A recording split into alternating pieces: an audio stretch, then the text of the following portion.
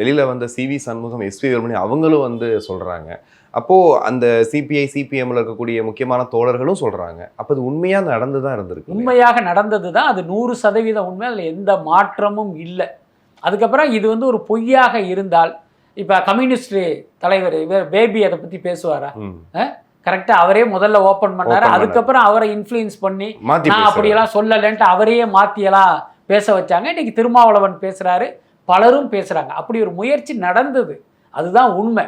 அது மட்டும் இல்லை, எடப்பாடி முதல்வர் திமுக ஆதரவு அப்படின்னு ஆரம்பித்து அதுக்கப்புறம் பார்த்திங்கன்னா அதுக்கே வந்து சில பேர் வந்து எதிர்ப்பு தெரிவித்ததால் திருமாவளவனை முதல்வராக்கி 2 கட்சிகளுமே வந்து அவரை வந்து சப்போர்ட் பண்ணுற மாதிரியான ஒரு ப்ரோக்ராமும் நடந்தது. அது கடைசி நேரத்தில் அது நடக்கலை, அதுதான் உண்மை.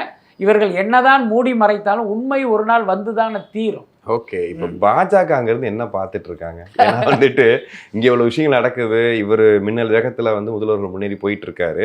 பாஜகவை பொறுத்த வரைக்கும் இந்த தொங்கு சட்டசபை அந்த சூழல் உருவானதை வைத்து அவங்க கவர்னர் ஆட்சி அப்படிங்கிற ஒரு விஷயத்தை கொண்டு வந்துடலாம்னு நினச்சாங்க. அப்படி இல்லைன்னா நம்ம ஏற்கனவே சொன்ன மாதிரி அவர்களுடைய அடிமையான அதிமுகவை ஆட்சியில் உட்கார வைத்து திமுகவை வைத்து ஆதரிக்க வைப்பதுன்னு ஒரு பிளான் போட்டாங்க. அது நடக்கலை.